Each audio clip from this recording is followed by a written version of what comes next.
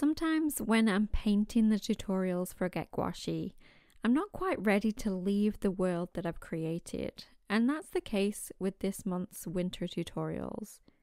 After painting these three, I was inspired to paint a fourth, and that's what we'll be painting today.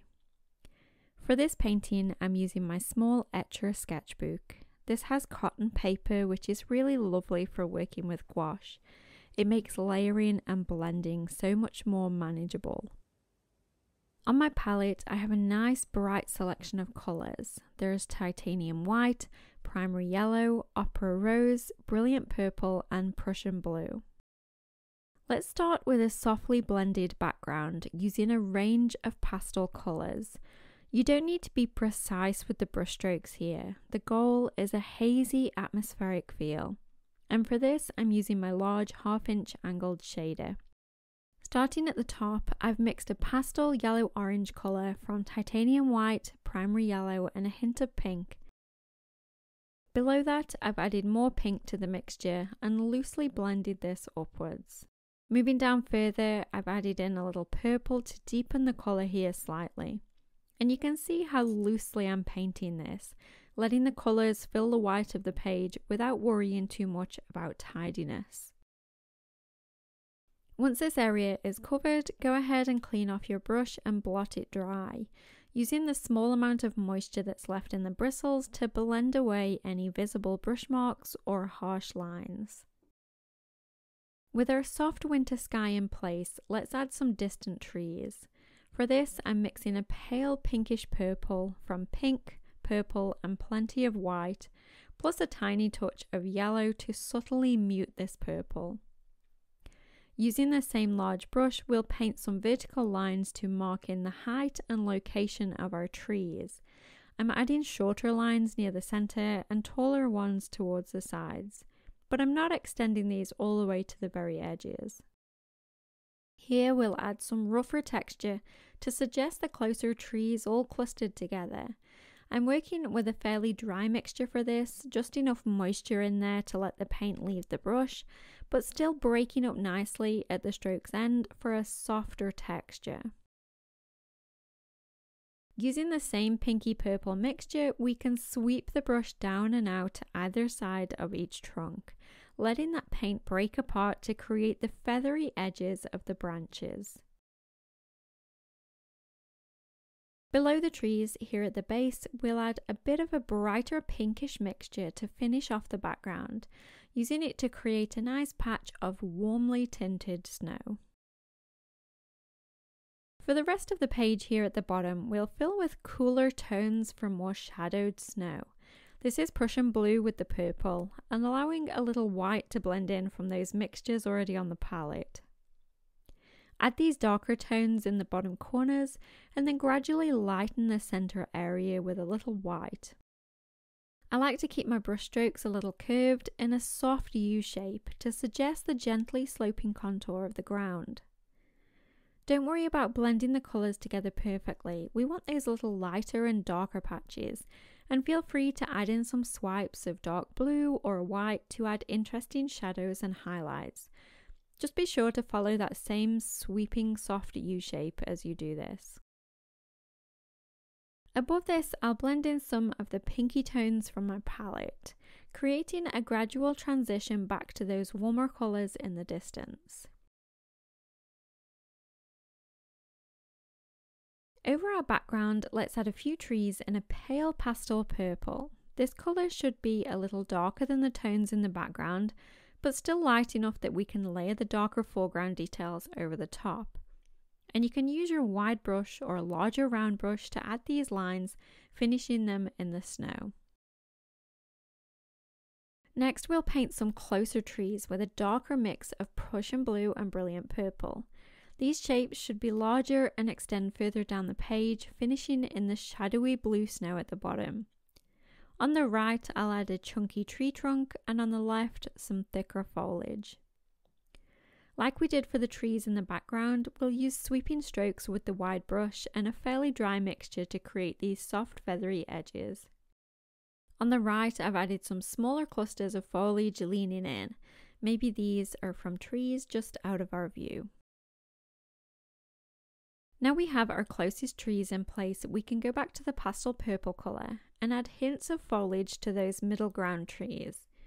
Switching to a smaller round brush, this is a size 4, we can add small clusters of branches sweeping down on either side of the trunks. This foliage should be sparse, just peeking out between the details that we've added in the foreground. Clean off your brush and blot it nice and dry. Then use sweeping strokes to blend the darker blue at the bottom of the foreground trees into the snow below, following that curved contour of the ground. And we're left with a cool foreground that contrasts beautifully against those warmer colours of the background. Now we're ready to add a trail of wintry magic dancing through our scene. First here I'm creating a light guideline with a white charcoal pencil. The charcoal disappears beneath our paints nicely and it can be brushed away with a fingertip if needed. I've added one main line and then a couple of others dancing around to make this swish feel more dynamic. Using a small round brush with a thick white mixture, dot along the charcoal line. We want just enough water to let the paint leave the brush easily, but not so much that we get blobs instead of dots. I prefer a round brush for this over a liner. I just find it gives tidier dots, as the liner can sometimes leave more of a dash if I'm not light enough with my touch. Once you've dotted along your main line, you can go back and begin to spread these sparkles out a little. We still want them to be concentrated the most heavily directly next to the line, but they can get a little further apart as you move outwards. I like to keep them nice and tight where the lines are busy, but then spread them out more in the open areas. For the other lines, I've kept my dots fairly tidy along the guide so the shapes remain nice and clear. Around our dots, let's add some frosty plants, and these can be whatever simple plant silhouettes you're inspired to paint. I've mixed a pale blue from Prussian blue and white, and on the left painted a branch with smaller leaf shapes stamped over the top. On the right, I'm adding delicate stems with clusters of tiny marks at the tips, kind of like cow parsley. In this bottom right corner, I'm going to add some more plant silhouettes, but this time in a darker colour. This is a mixture of Prussian blue and brilliant purple, and with your round or liner brush, these shapes should be simple grasses or leafy stems that fill in this space without overwhelming it. A few carefully placed leaves or stems around the outer edge finish off this little patch where it overlaps that corner. Now let's return to our pure white to add some frosty highlights to our plants. And here I've added a sprinkle of little dots across the top of the cow parsley and highlighted the top few leaves over on the left. If you have a primary blue or a cerulean, we'll use a small amount of this to add some frosty dots along our trail of sparkles. This has a little white mixed in, and you can add these dots wherever you like for a cool toned accent.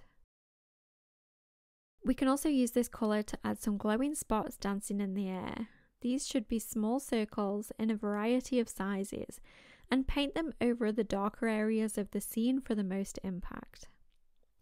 We'll outline these spots with a more vibrant version of this same colour, so a mixture that has less white in it, to just trail around the edges. And then finally, a bright white dot to the centre of each one. Using the white charcoal pencil, you can trace back over the sparkle trail to brighten it and define the path. In the bottom corner where the trail passes behind the dark plants, I've used a clean damp brush to drag the white out a little bit, softening the dark blue so that it looks like the bright sparkles are shining right through. And I've gone back in with a couple of fresh white dots where they've been blended away here. Finally, let's add some glistening stars for an extra bit of wintry sparkle. Using the white charcoal pencil, draw an 8-pointed star over a few of the brighter details. I've added one to the plants on the left and shining through the dark plants on the right. Add these marks over darker spots of the background for the most impact. I've also added a tiny one to the trail in the distance and to one of the glowing spots down here at the bottom to finish off our sparkling winter scene. If you enjoyed this tutorial and want to learn more about painting with gouache, you should check out Get Gouache. This is where I share new projects for you to paint each month to help you master this quirky medium and become as thoroughly obsessed with it as I am. There's currently over 200 lessons in the tutorial library to inspire your next painting session. Until next time, happy painting!